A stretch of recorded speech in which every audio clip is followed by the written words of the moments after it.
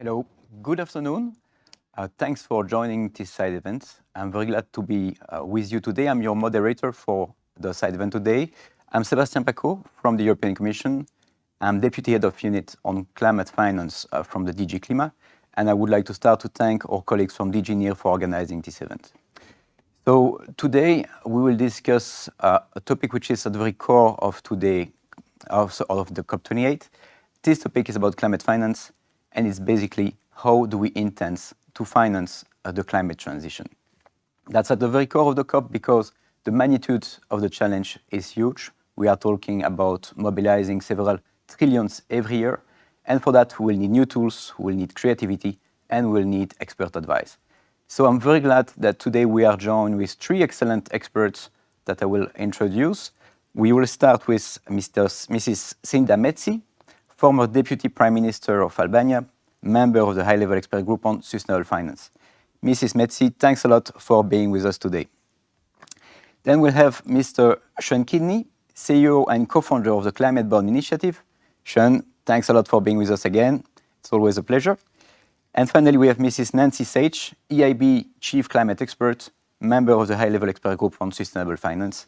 Nancy, thanks also as well for being with us. Each of them will share his vision about the key issue during 15 minutes, and I will try to moderate effectively so that they don't go over the 15 minutes.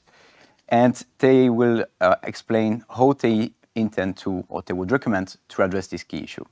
But before moving to our key experts, I would like to introduce our keynote speaker for today, which is Mr. Mathieu Bousquet, Acting Director at DG NEAR, which will share an opening word that has been recorded especially for us today.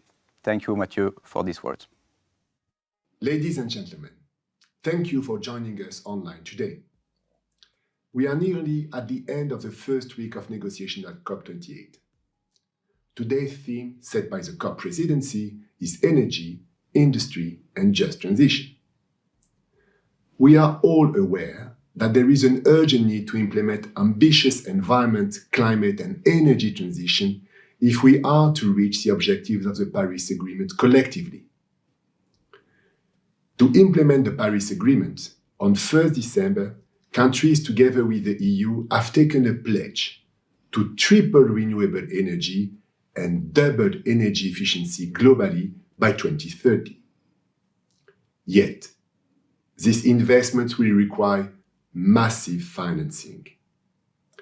According to the International Renewable Energy Agency report, there must be a cumulative investment between now and 2030 of $44 trillion, with energy transition technologies representing 80% of this investment.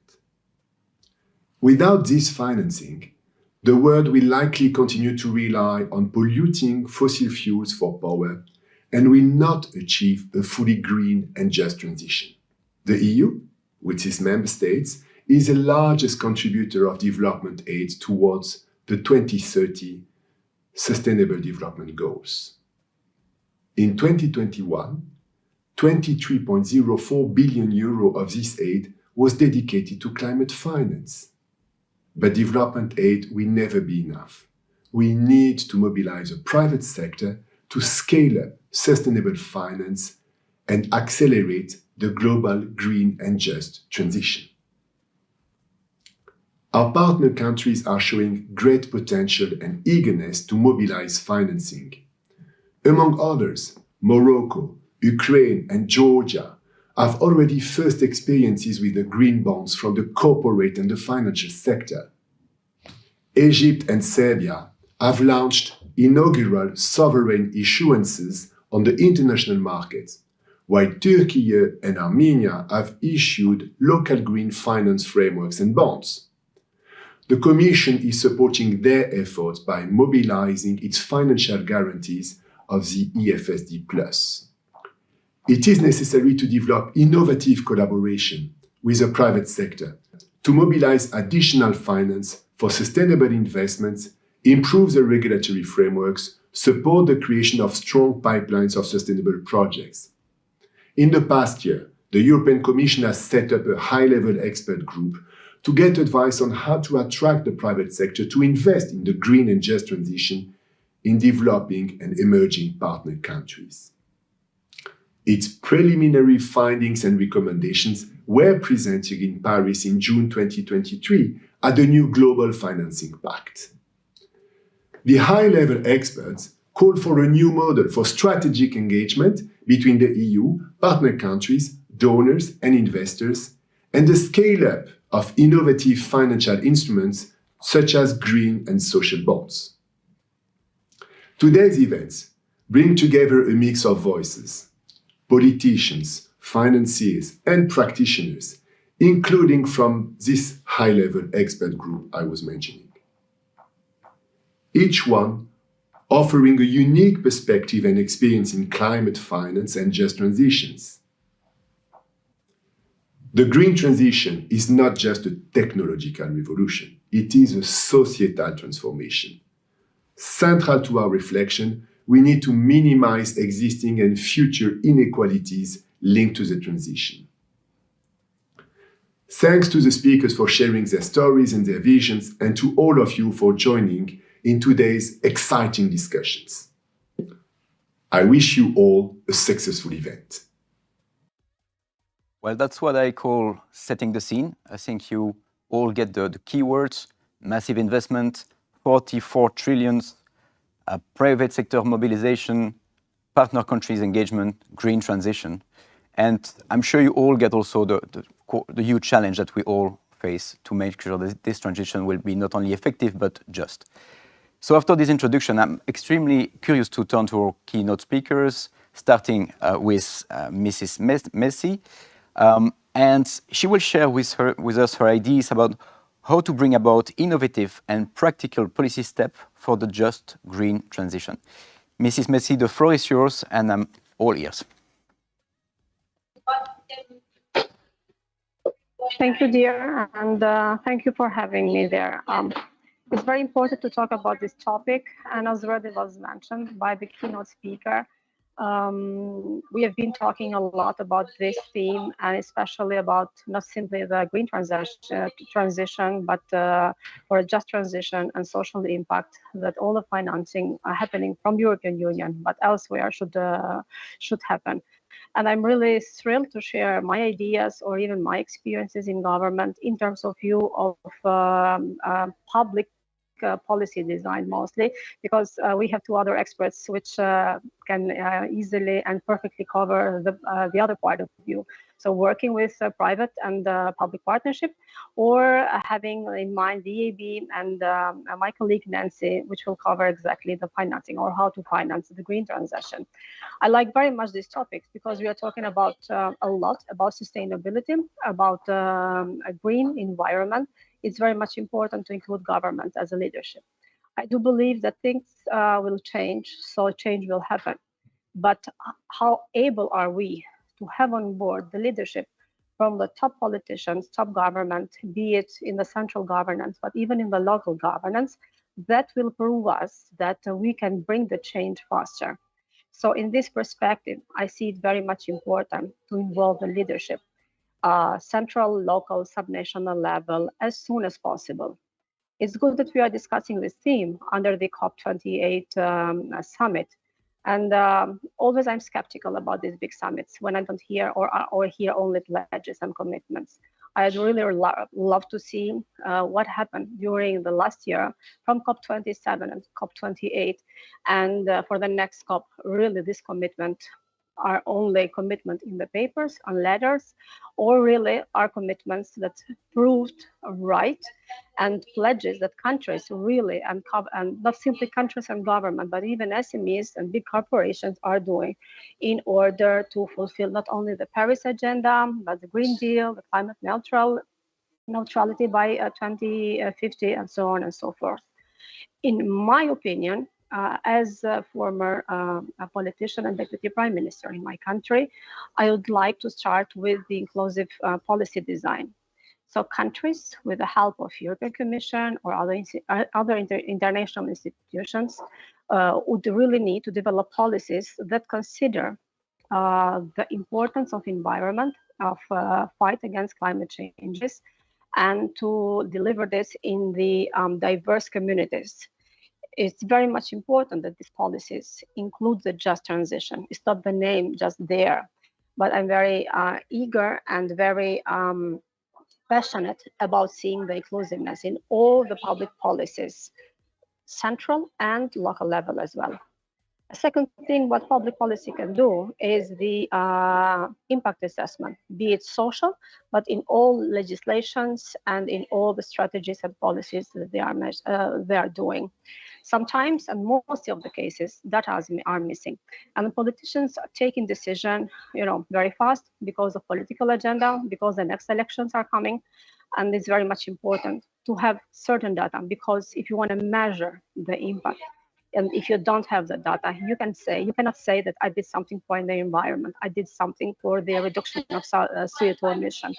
I did something for not overusing the natural resources that my country is having. So the data are very much important. So each of the country, from policy point of view, introduce really a good frame of implementing and measuring the impact. We know perfectly that we can see the just transition as an advantage, but we know that it will create even a burden especially because it will require new skills, new jobs created. So governments, from their point of view, should think parallelly, even implementing transition programs for jobs, for new skills, because it's very much important that the community will not suffer from this transition, but vice versa. It will gain much more new information. It can gain much more new skills, and then the training, technical assistance that our governments can have, I think it will be very much important. So whenever we are thinking how to finance the transition to be green and to be just, we need to think even how this transition is affecting the life of people, the life of citizens, and especially the ones that are already at the edge of poverty, or the ones that really can suffer more about this transition. What I would like to share with you, it's how much important is to include the green transition into the public administration. Actually, I'm based in Brussels, and I'm working with Council of Europe exactly to think for the need that already is appearing in the public administration level, so in the public servants, the need to understand the green transition. They call it GPA, which stands for Green Public Administration. So beyond what you talk with politicians, beyond these international big events and summits, beyond what investment banks are doing, European Commission, it's the need, the public administration to be on board and then to understand that the way how they're operating daily can be as effective as they implement even a green thinking, green policies, even in the lowest level of public administration. It's like the saying that if you want to start the change, the change should start from your own self. So we need to include every layer and everyone in the public administration into the green plans and transition plan, because otherwise it will be too much difficult, and the impact that we will have, it will not be shown as we would like. For government, in my view, we need to see that the government is implementing very much the all good governance principle. And it's very much important to see even the transparency. So to make transparent all the transition plans and all the strategies, to include as much as possible what I call the magical triangle. So the civil society, which represent the citizens, the academia, and the businesses as well. I cannot see or any kind of other possibilities for government to be successful otherwise than joining all the efforts with all three groups in order to make the right decision and to be much more easy to implement this. So basically, this is what I wanted to share as initial, and if later on we can have questions or other moments so that I can share much more ideas and thoughts, I will be glad to do that. Thank you very much, Mrs. Messi. Very inspiring speech and very clear that the government has a critical role to play, together with all the active force of society being academia, businesses, citizens, and as you said, from top to bottom of the administration and all people which are helping the government to take wise decisions and design good policies. So happy to come back on this in the closing session. Now let me turn to our second speaker, Mr. Sean Kidney. He will tell us how government can take advantage of the green bond market for a just green transition. Sean, the floor is yours. Well, the green bond market is a tool. It's not an end game. Very important to note this, right? It's like a tracking indicator. It helps from a marketing perspective enormously to match investors who are concerned with climate action and action that is being taken around climate. As we know, in the complex capitalist world we live in, tools that speed up allocation of capital, the marketing tools make a huge difference. And this is exactly one of these, a marketing tool. But let's go back to the context and then we'll come back to the bonds. I'm at COP, Nancy Sage is at COP at the moment, where there's two things that are very clear about this particular COP. The first thing is we don't get debate anymore about what has to happen and if it's going to happen. What we get debate about is speed. There was a controversy in the media yesterday when the president of COP was contradicting the iconic Mary Robinson about issues around when gas has to be rolled out, it doesn't have to be closed down or not. But there was no debate between the two of them about the trajectory of gas or fossil fuels. And that's new. That is important to note. Really, it's clear now at this COP, the future's been decided. It will be green. It's really only a matter of speed. But of course, speed is everything. We know that our window to avoid catastrophic climate change, we already have severe climate change, certain, baked into our system now that we have to prepare for. Catastrophic climate change is about how quickly we can act to reduce our emissions, i.e. in line with the IPCC guidance in this particular 60% by 2035. So that's nevertheless a development. It's clear that the solutions here, I'm in so many events where we're talking about how to do it, how companies can do it, and what are the options. There are options on the table today now for very low carbon concrete, for green steel, for a drastic shift to the chemicals industry to abandon fossil fuels and so on, to changes to agriculture to make sure we sequester in the soils rather than release carbon in the soils. These things are actually, they're there. The solutions are available. You talked about capital available earlier. Well, the best estimate we can see is $150 trillion by 2050 in the mitigation side before we address adaptation. There is some good news. It's not all new capital. A lot of that is the reorienting of existing capital flows to ensure they are future fit rather than stuck in old paradigms. For example, making sure we invest in the right kind of transport infrastructure for a low carbon world. Make sure we invest in buildings that are energy efficient rather than buildings that aren't energy efficient. Changing the procurement requirements, in other words. But there is a capex penalty. We have the capital on the planet. We have more capital now than ever before in human history, socked away in pension funds and insurance funds and sovereign wealth funds. We've done a very good job in the last 70 years of creating large pools of capital. And we know the capital understands climate and wants to shift. When the European Investment Bank issued the world's first climate awareness bond in 2007, little did they know what a big tree would grow from a small acorn. We now have about $4.3 trillion US of green, mainly green, but also social and sustainable bonds issued, which is an extraordinary number. But that market is just growing and growing and growing. Europe is a leader. 50% of all of these bonds have been issued in Europe. And the European Commission, in fact, is a major issue in the area. European sovereigns are major issues in the area. That's proof of concept that investors will invest if we give them something that meets their risk reward requirements. How do we take this forward? Well, we've had 3 wins just to be aware of before we go to that. One is Regulators have acted. The NGFS, Network Grid Financial System, created by Europe working with China, has now got 148 central banks centered around the world, working to drive change to ensure financial stability in the future. We have taxonomies, the European taxonomy, not the first, but certainly the leader globally, which Nancy and I have been working on so seriously for so many years, is now driving disclosure regimes in Europe and globally, and is providing a very clear shopping list for the future, a very clear shopping list for the future all around the world. We've got state action. In the last few years, Europe has rolled out REPowerEU as a sustainable aviation fuels policy, so many policies to drive capital in the right direction, and has shifted the European Investment Bank to be a climate bank. 50% climate investments, and the other 50% needs to be in line of resilience.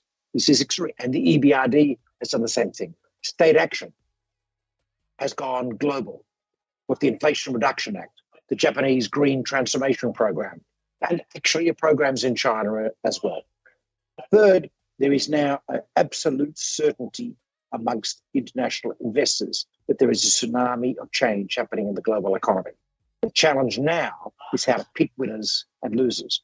This is where green bonds come in, because as one investor in Sweden told me, they use green bonds as a signal that the company or the government is doing something to prepare for the future, changing their economy, changing their business. They look for serial issues, not one-off, because it's an important signaling device in the absence of other tools. Although, of course, we have the beginning now of transition plans in Europe. Significant, important development, mandatory for companies, for listed companies in Europe and the UK.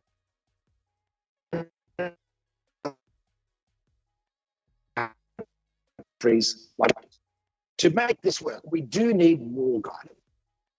But first, I want to put a caveat here. Speaking as someone who's been in the centre with Nancy of developing the European taxonomy, we're aware that we need to make it easier. Usability is a critical issue in ensuring this works going forward. This is the agenda for this year. But we still need more guidance on transition. How green the steel need to be. We need guidance on resilience and adaptation, and more work in that area. And we need to be very aware of enabling investments. The European Critical Resources Act is an example of this, the EG grows work.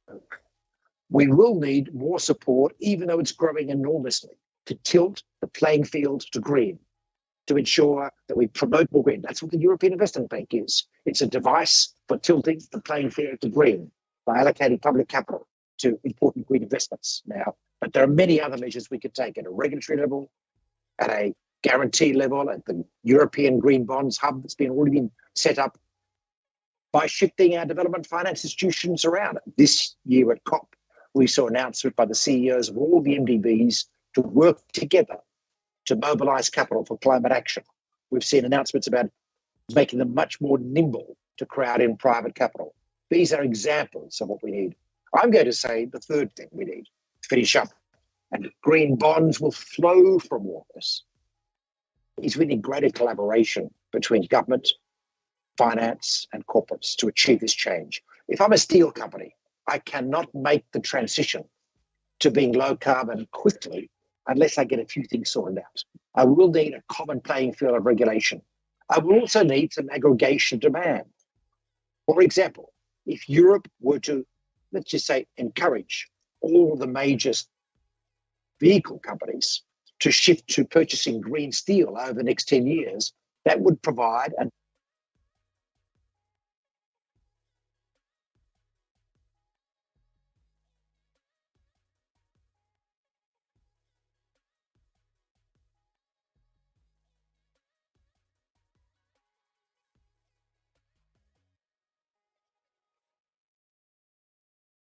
And I do believe that we need to create demand. We need to create demand for green investment, and we need to create demand for those green products which will stimulate the green investment. I'm still looking at Sean, or at least as the freezed Sean that I have on my camera. If he's not back with us in 10 seconds, maybe I will give the floor to our next speaker and come back to Sean afterward. I'm sure he will be glad to finish his intervention. So let's give him 5 more seconds. And if not. Then let's move to Nancy. Nancy, thanks a lot for being with us. You're working at the IB, you're climate expert. I'm sure you will have lots of things to tell us to complement what the two other experts have told us. Happy to give you the floor and to listen to your views on the topic that we are discussing today. How do we finance the very necessary transition? Thank you, Nancy. The floor is yours. Thank you very much. Just want to check that you can hear me well. Absolutely.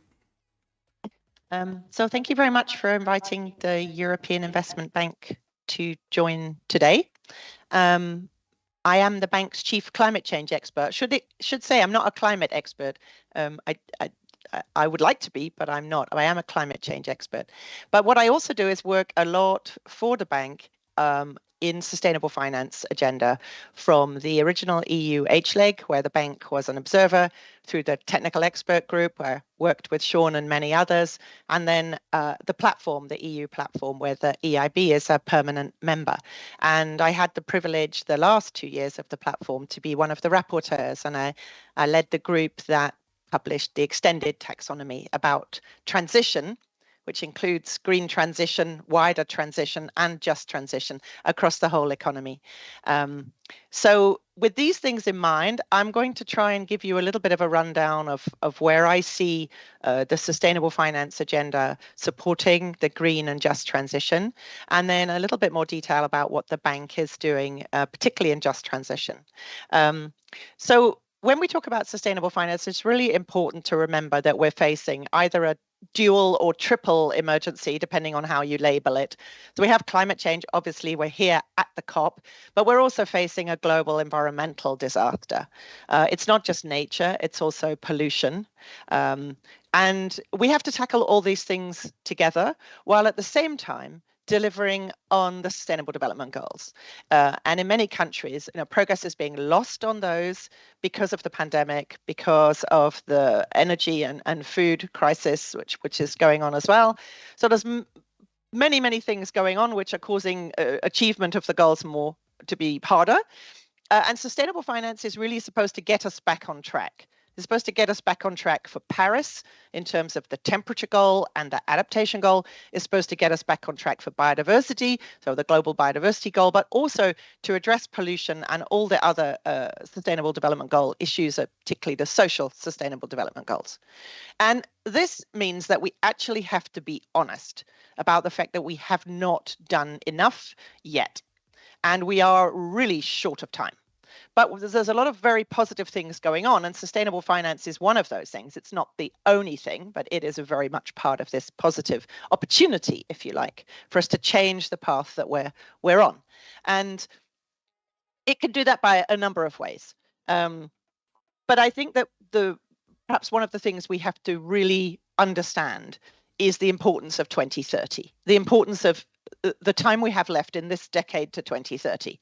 If we don't get this right in terms of greenhouse gas emissions, it doesn't matter whether it's net zero by 2040, 2050, 2060, it won't matter.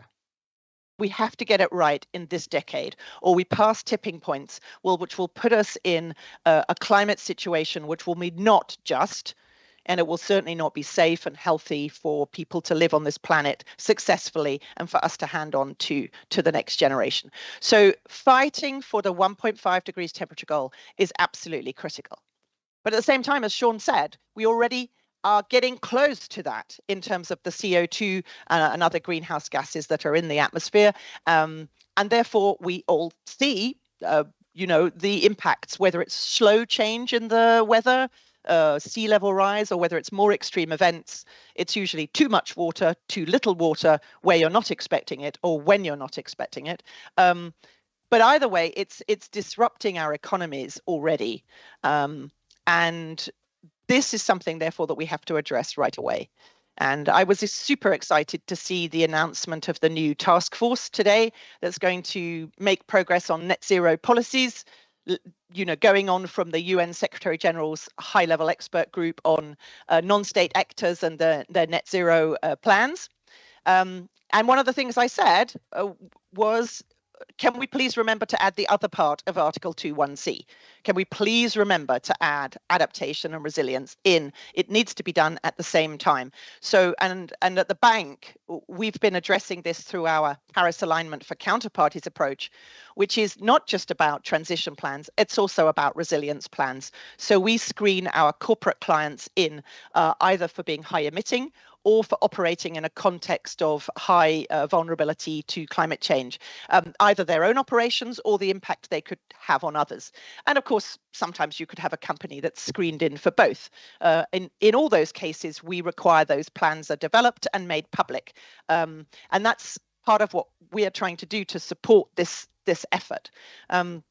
We also work with the other multilateral development banks on the Paris Alignment process and on all the different ways we as MDBs can support Paris alignment of our clients, because ultimately it's not our own Paris alignment that matters, it's whether we can support countries and cities and companies and banks and so on to be Paris aligned. But I really want to emphasize this point, that the sustainable finance that we're talking about now has to be sustainable finance in the context of the science, and the science says act now.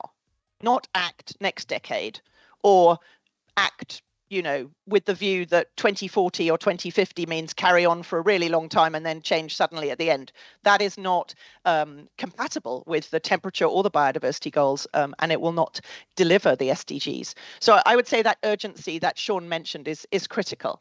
Now, we need to also think about the different types of sustainable finance. So Sean was talking about green bonds. We have multiple different types of instruments in the market, and I think there's great opportunities to build not only on the markets that are already there and widen them and deepen them, but really help countries and issuers that potential issuers that haven't yet issued.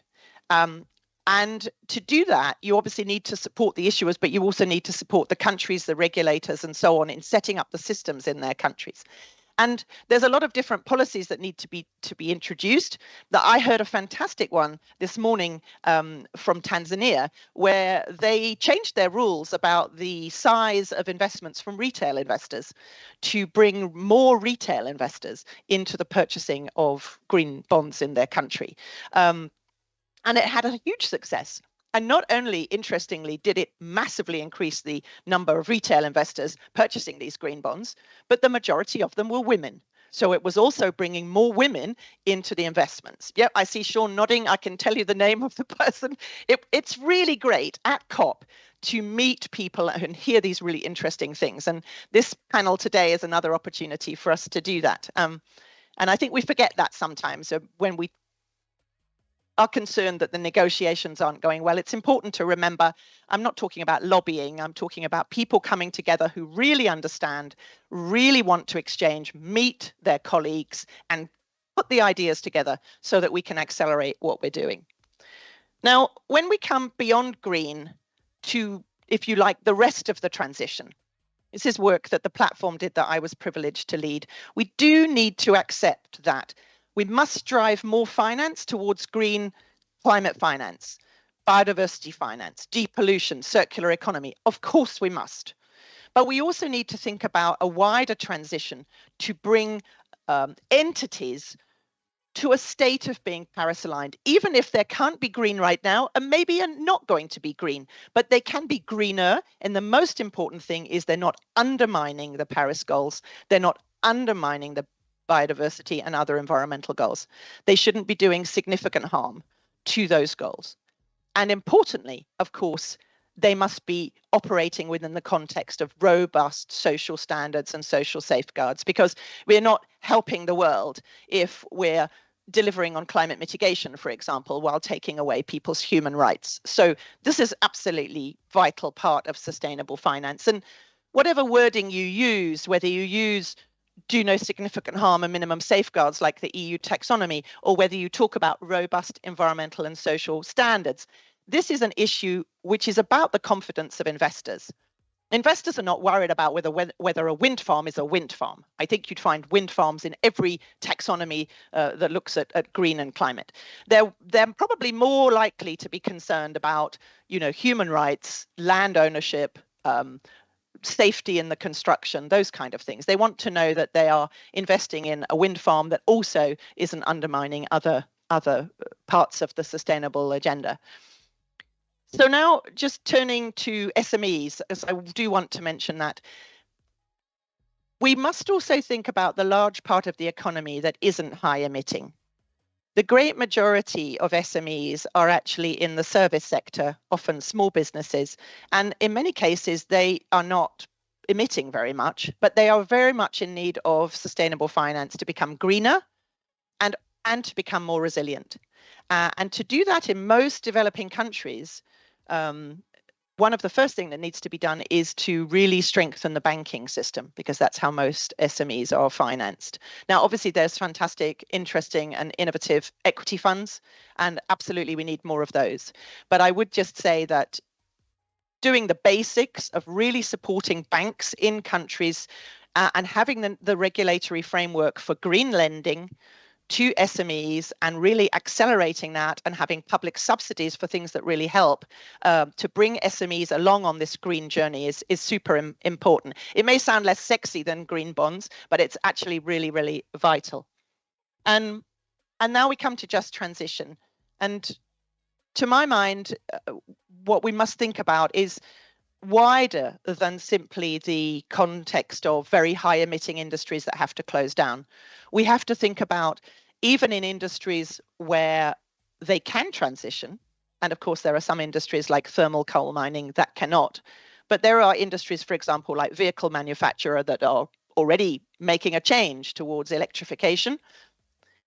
In their supply chain are many, many small and medium-sized businesses that cannot go along with that transition. Now, I'll give you an example. If you are a small business making brake pads, obviously you can make brake pads for electric vehicles. But if you are a small business that's making gaskets or petrol piping, you can't. So we really need to think about just transition, not in terms of just the big emitting industries, but the supply chains, which may be around those industries in those regions and around those cities. And that is really super important, and where government comes in, as Sunita says, because you need to understand and analyze where those jobs and livelihoods are at risk.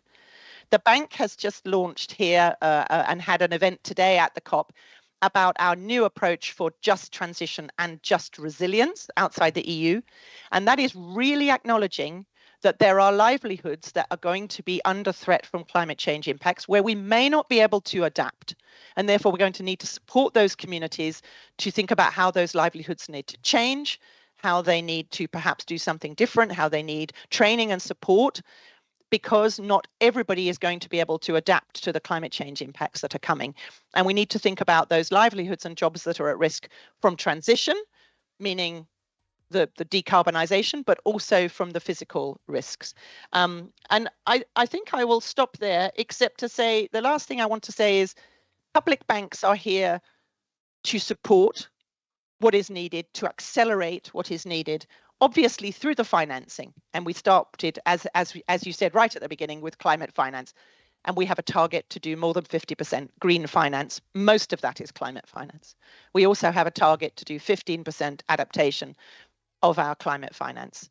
And this isn't easy, but it's really important.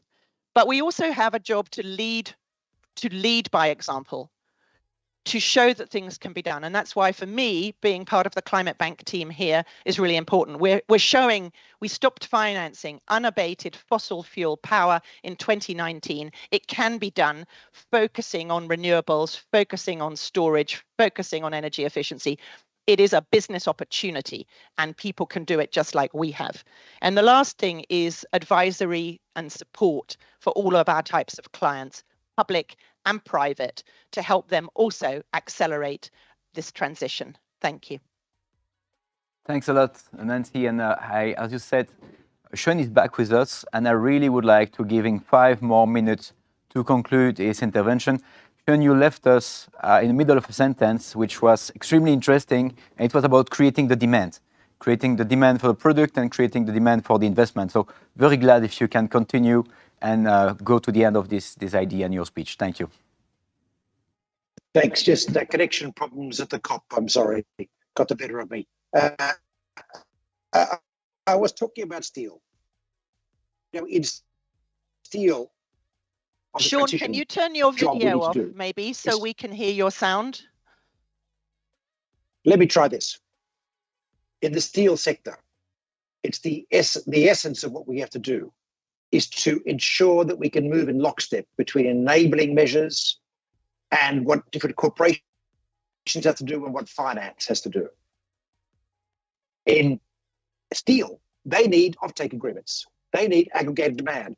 The European Commission could, and in fact is having these conversations as far as I know, with auto companies to encourage offtake agreements for green steel. You know, the cost at the moment of green steel per ton is 40% more than non-green steel. I'm talking about steel created in northern Sweden, etc. But the cost to the car is only 1%. It's a trivial marketing cost. But we've got to get the agreements together and at scale, which will allow steel companies to make the capital investments required to build the capacity.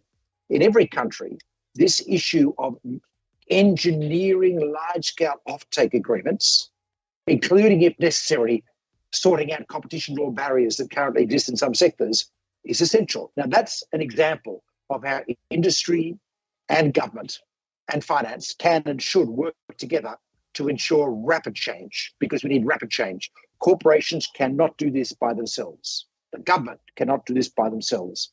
Finance wants to support, but needs large scale, needs speed, and all these sort of things. So this collaboration is the essence of going forward. It's not just within the EU, but let me say, we need to get this right in the EU.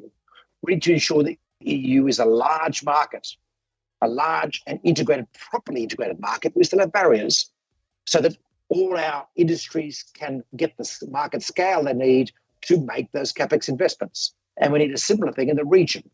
From a community of trading, we absolutely need to engage Africa and the Middle East to create a larger market and to support them, where some 70% of investments to be made in going green need to be made, to ensure they do it quickly and they don't instead take wrong paths that involve more emissions or possibly societies that are not resilient. And I want to keep going back to my point. This broader question of collaboration is mitigation, transition, and resilience, all part of it. If we do this in concert, in lockstep between and different pillars of our economy, finance, corporations, and government, we have a chance. We have a chance to meet those emission reduction targets that Nancy was talking about. If we don't move together, we will fall over, we will trip, and we will fail, and the future is not a good one. Green bonds simply get produced as a result of all of this.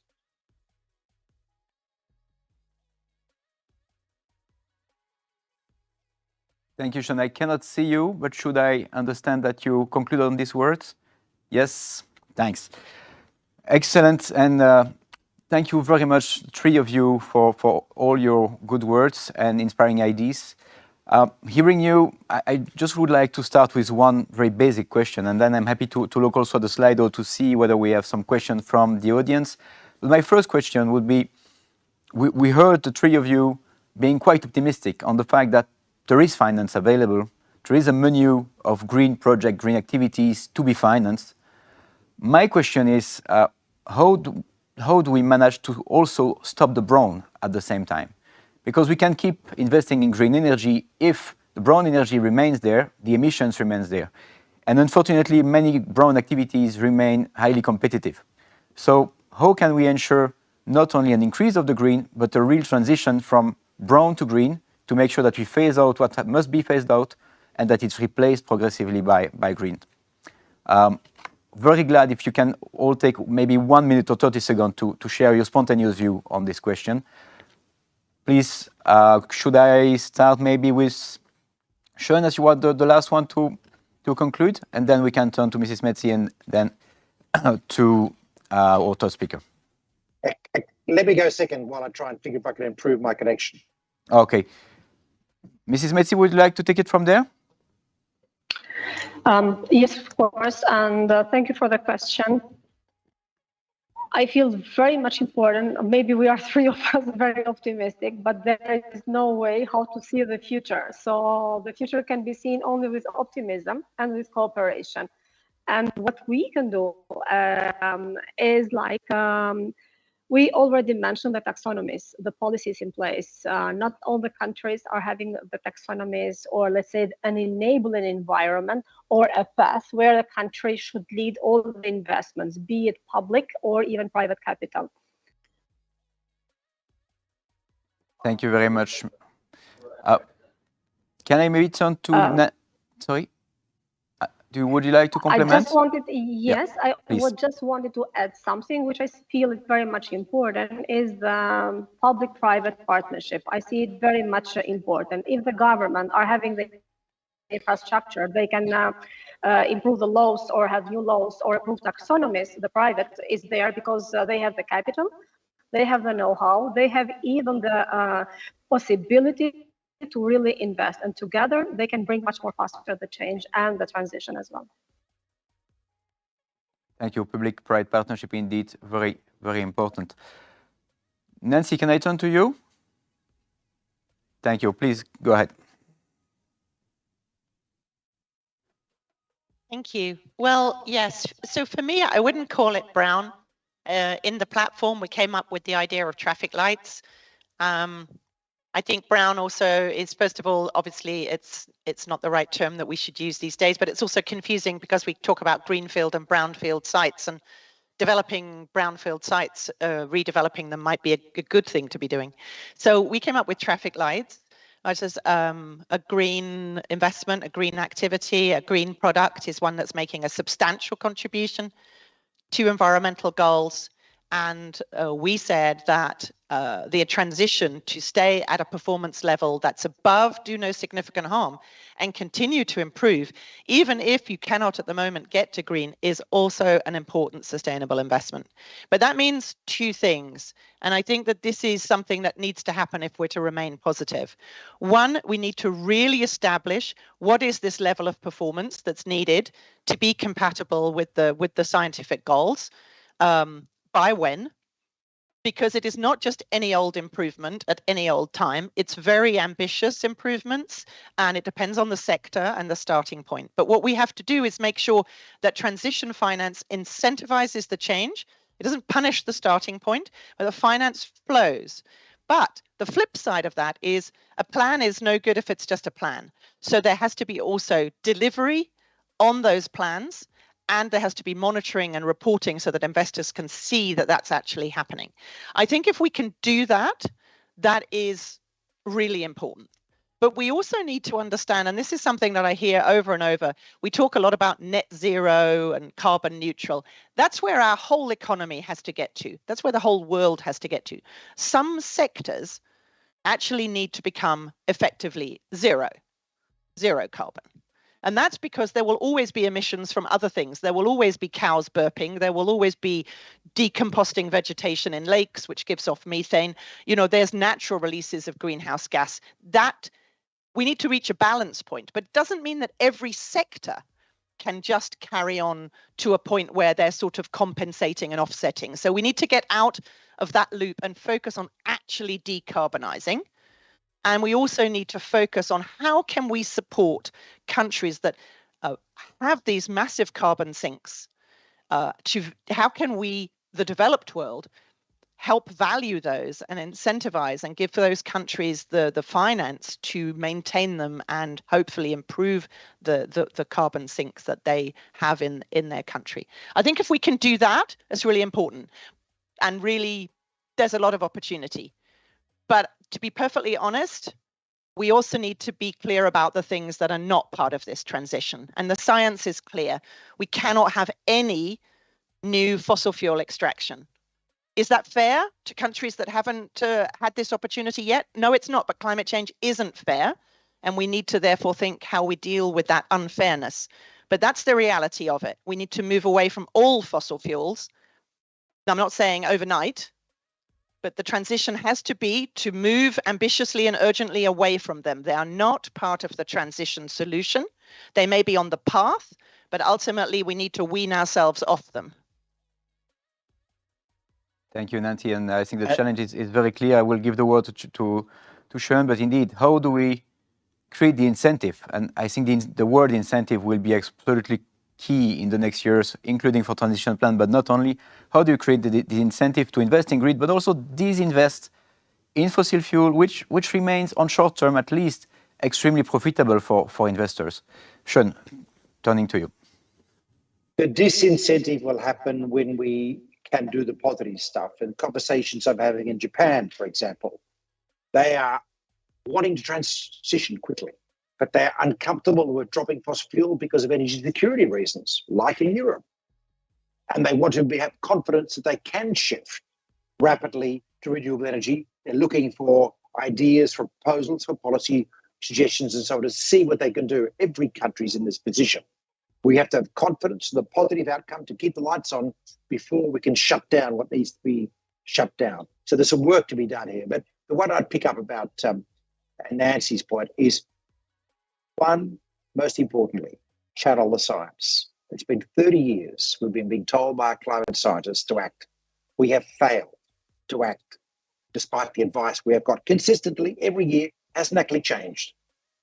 It's time now, before it's too late, to follow the science. And that does mean tough discussions about stuff that we need to do, as well as need to stop doing. We need to change how our cities are managed globally. We can't afford to spread out high carbon, but also difficult to manage in the context of severe climate impacts, cities. We've got to change our urban form, change our infrastructure, change our agriculture before it's changed under our nose. We can't feed ourselves because agricultural growing zones are changing quite quickly. Sequester carbon in forests, emerging markets like Nancy was saying, and so on and so on. Channel the science, including in transition plans, science-based too. We need to mobilize capital. It's not a new science, this part of it. We have been mobilizing capital in Europe for 200 years. You know, in the 1950s, Jean Monnet, who founded the European Union, actually also developed the French plan to mobilize capital in conjunction between collaboration and corporate states, which helped rebuild France with the help of loans from the US. They weren't grants, the Marshall Plan, by the way. They were loans from the US that had to be paid back. This is the kind of industrial planning that crisis forces upon us. We need to act as if we're in a war and plan quickly and accordingly, plan for transition of everything, and use the tools that we've used in the past. We grew the railway networks of Europe through state action to mobilize capital, sometimes the state borrowing, sometimes licensing private companies. There are many options available to us, no shortage of them. In the US, for the last 250 years, 15% of all debt on average has been guaranteed by the state for public policy purposes. That's a clue of how we do this. So it's simple. The last point is we have to act together globally. This is crisis. We are going to get pandemics, famines, and war on a regular basis because of how climate change impacts human societies. The more we're able to work together, the more we will minimize the disruption. You know, in disaster management, there's an important predictor of resilience, an important predictor of the extent to which communities can bounce back, be productive, and, by the way, pay their debts, be a lower default risk for our investors. And that is the strength of the community. When people know each other, when people collaborate, when the older citizens on the top floor are known by the younger people, people sort out problems and get together afterwards, and they bounce back. Communities that are not strong don't bounce back as well. And this applies to the world economy, the community of nations we live in. Now is the time, now, before the crisis gets bad again, now is the time to build collaboration and strength and community across the world countries, to make sure the World Health Organization is strengthened to support us as a world, to make sure the UNHCR has the resources to dive in when a crisis happens. Europe can lead on this. Europe must lead on this. Europe has the experience of its 27 countries to lead on this. Thanks a lot for recognizing the EU experience on this. I'm fully aligned with you. Before concluding, I would like to take one question from the slide. I'm sorry we get many, but I think there is one on which you make an excellent transition, and that's the role of states. And we have one question here which says, well, considering the role that public actors, states, authorities have to play, being for adaptation, being for leveraging private finance, do we need new kind of resource for states and for authorities? And you know that it's a question which is also debated at the COP today. There is a new task force setting up on this. So if I can give you all 1 minute, could you just tell me yes or no? We need to find new ways for public authorities to raise money. And if so, is it through taxes, levies, or new type of instrument that could help to fund some parts of the state budget with money that can be used for climate finance, domestically or internationally? Mrs. Messi, can I start with you on this? Do you think that states and authorities need to raise new resources to face climate change?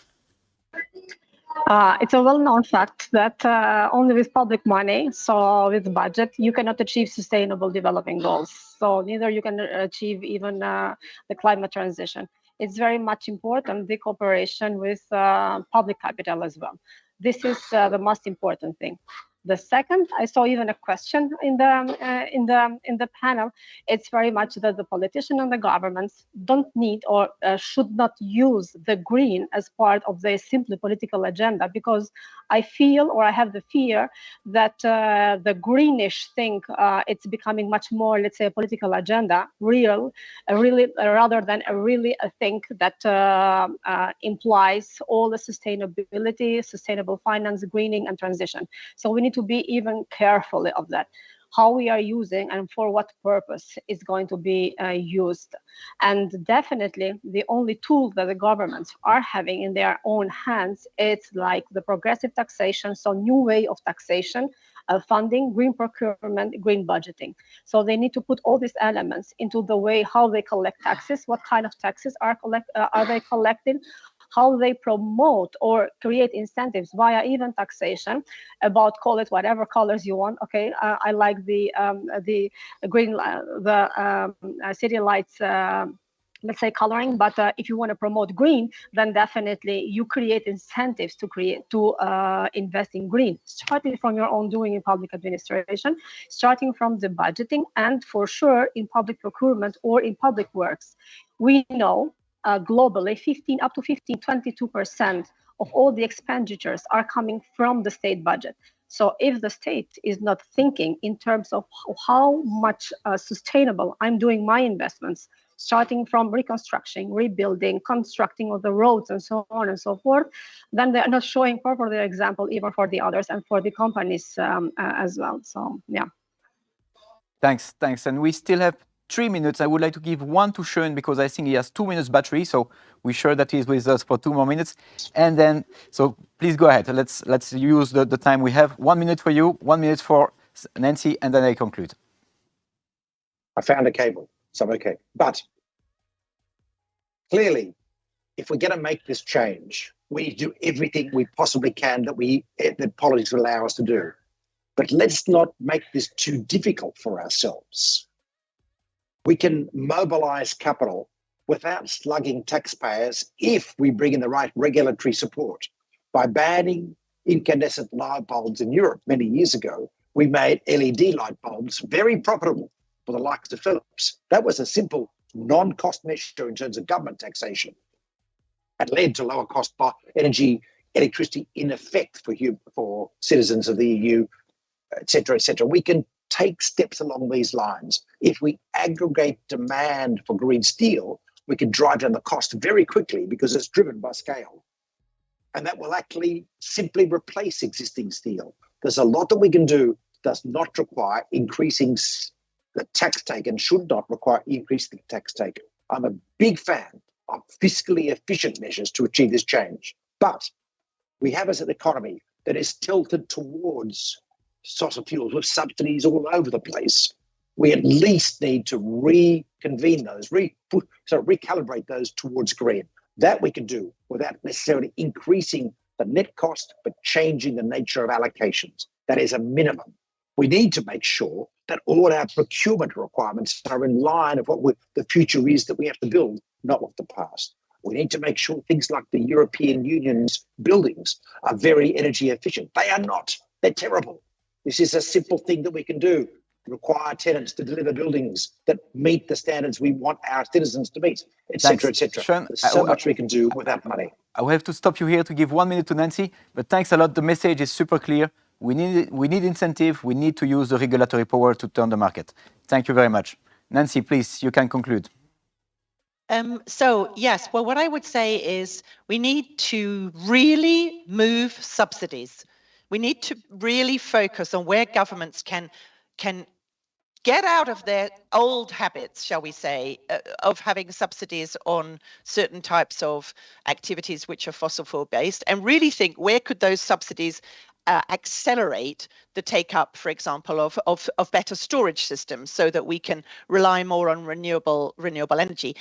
There's quite a lot of evidence that during the pandemic, in the end, the fossil fuel industry received more support than other greener industries. So that is something that has to be addressed, because a lot of the reasons that are being given why we can't do this and that yet is, well, something else is too expensive.